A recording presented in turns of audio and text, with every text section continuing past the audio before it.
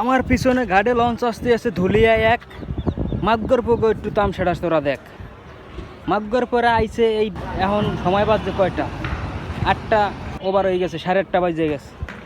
এখন যে এই গাড়ি আইছে, এই গাড়ি আইয়া যাত্রী করে এখন নামাই দেবে, নামাইতে নামাইতে বাজে দেবে 8:30 9টা। এই মানুষগুলো যারা দূর দূরান্তে যে চাকরি করে, যে গাজীপুর ময়মনসিংহ এইসব জায়গায়, হ্যাঁ যাইতে যাইতে সময় লাগবে মিনিমাম 2 থেকে 2.5 ঘন্টা, 3 ঘন্টা, 4 ঘন্টা লাগিয়ে যায়। তারা তাই ডিউটি করবে, কিভাবে ডিউটি করবে? ইঞ্জিন বন্ধ তারা কি ডিউটি করতে পারবে? ওরা কামটা করলো কি? অগো লঞ্চ চালায় না ডিঙ্গি নৌকা চালায়? ওরা মেশিন ইঞ্জিন বন্ধ করিয়া তারপর ওরা বইটা চালাই যায়। বইটা দিয়ে যেরকম চালায় ওরকম আইডিয়া। ঢাকা রুটে এই কালাইয়া লাইনের লঞ্চ এগুলা কোনো নীতির ভিতরে থাকে না। ওদের ইচ্ছা মতো ওরা যাত্রীর সাথে আচরণ করে, ওরা যাত্রীকে ভোগান্তিতে ফেলায়, ওরা ওদের স্বাধীনতা মতো লঞ্চ চালায়। লঞ্চের কোনো নিয়ম শৃঙ্খলা কিছু নাই। অন্য অন্য লাইনের তুলনায় কালাইয়া লাইন খুবই বাজে, খুবই জঘন্য।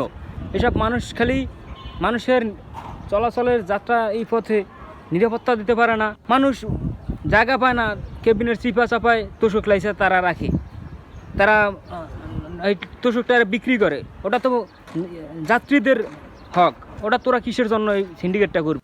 এখন আসছে এই বেলা বাজে গেছে 8:30, তারা লঞ্চ লইয়া আসছে হবায়।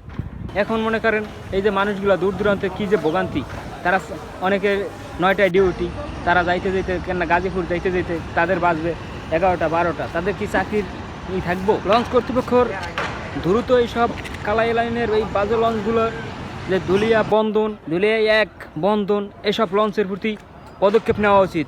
কারণ এইসব লঞ্চ মানুষের যাতায়াতের পথে ভোগান্তিতে ফেলায়। এই আজকে চালাইছে ডিঙ্গি নৌকো, এর চেয়ে ভালো চালায়। তোরা লঞ্চ যেরকম চালাইছোস এর চেয়ে ডিঙ্গি নৌকো এর চেয়ে ভালো চালায়।